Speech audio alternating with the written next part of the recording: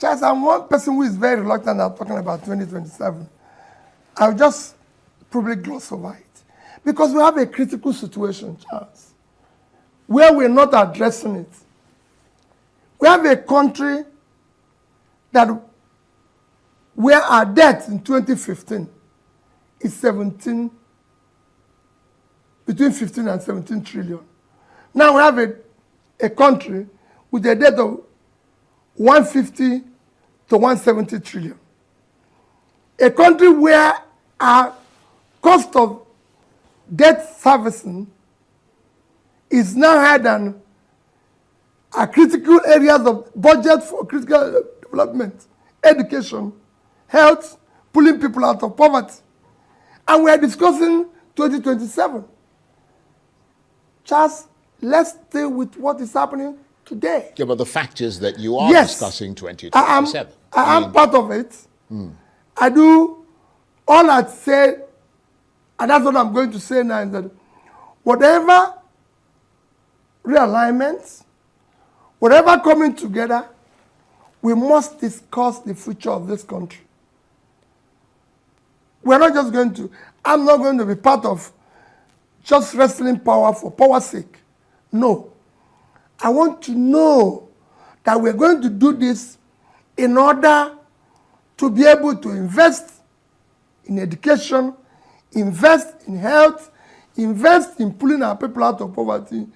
How can a country with this size of uncultivated land not be able to feed itself?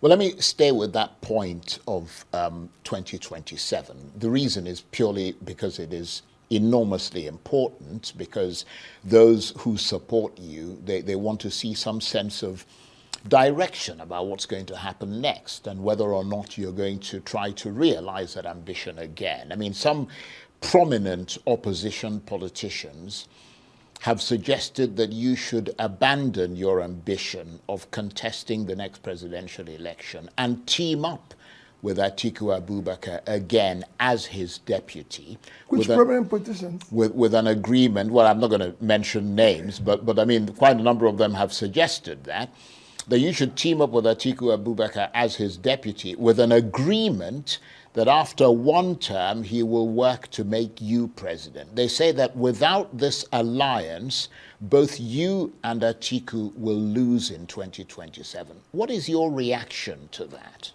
Charles, elections are won, elections are lost by the vote of the people. All these things you're talking and all these things people are talking is because we are not democratic. Charles, we are talking of working together for the sake of the country, not because of political posts. I've said it before. But if you don't have political power, you won't be able to change the country. Charles, I agree with that. That's why I've always said, I'm not desperate to be president. I'm desperate to see Nigeria work. Charles, it is all these alliances, all these groupings that brought us to where we are today. Because people were blinded. Instead of seeing what they would do to make the country work, make the country productive, they were focused on wrestling power. What are we going to use the power to do? Yeah, but you ran for office in 2023. You wanted to wrest power from Yes, the because APC. I wanted to do something. Right. Charles, I wanted to do something. I wanted to use it. By now, you would have been seeing the impact on education visibly. And I'm not talking about people coming to say it in TVs. You will be seeing it visibly. I would have even been visiting the schools. Well, that's why some of the health. You would have seen the primary. We have over 70% of our primary care are not functional. But that's why some of your supporters are saying that for you to make this happen, you have to be able, you've got to be positioned, they say, to win the presidency. Don't say don't just say some of my followers. That's I it. want Your Nigerians to know supporters. it is about their country. Indeed. So many Nigerians today don't know where the next meal will come from. They don't know. Several people have been to hospitals where people can't leave the hospitals because they can't pay.